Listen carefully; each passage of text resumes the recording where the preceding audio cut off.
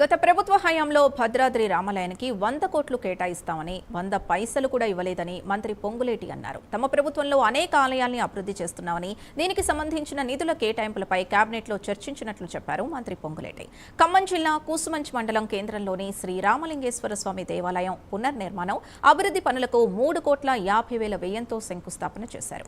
ఆ కార్యక్రమంలో పాల్గొన్న మంత్రి పొంగులేటి దేవాలయాల అభివృద్ధికి ప్రజాప్రభుత్వం కట్టుబడి ఉందని తెలిపారు. ఈ కార్యక్రమంలో ఎంపీ రామ సహాయం రఘురామరెడ్డి, జిల్లా కలెక్టర్ దివాకర్ పాల్గొన్నారు. ఈ కార్యక్రమం తర్వాత ఖమ్మం రూరల్ మండలం కొండాపూర్ గ్రామంలో 5,20,00,000 వ్యయంతో పొన్నెకల్లు నుంచి కొండాపురం వరకు నిర్మించనున్న బీటీ రోడ్డు నిర్మాణ పనులకు శంకుస్థాపన చేశారు.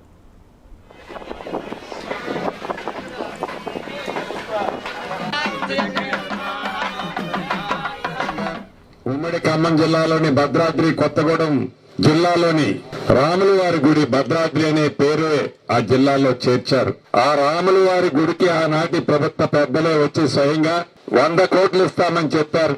100 కోట్లు కాదు కదా, 100 పైసలు కూడా ఇవ్వల.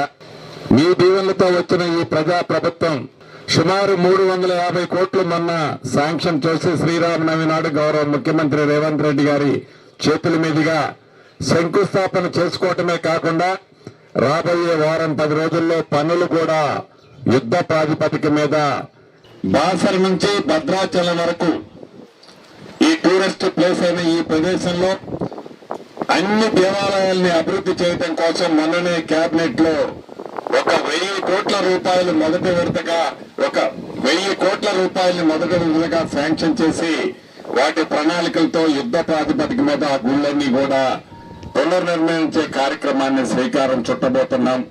అందులో భాగమే ఇక్కడ ప్రసిద్ధిగాంచిన శివాలయం అనేక తరాల నుంచి ఇక్కడ ఉంది.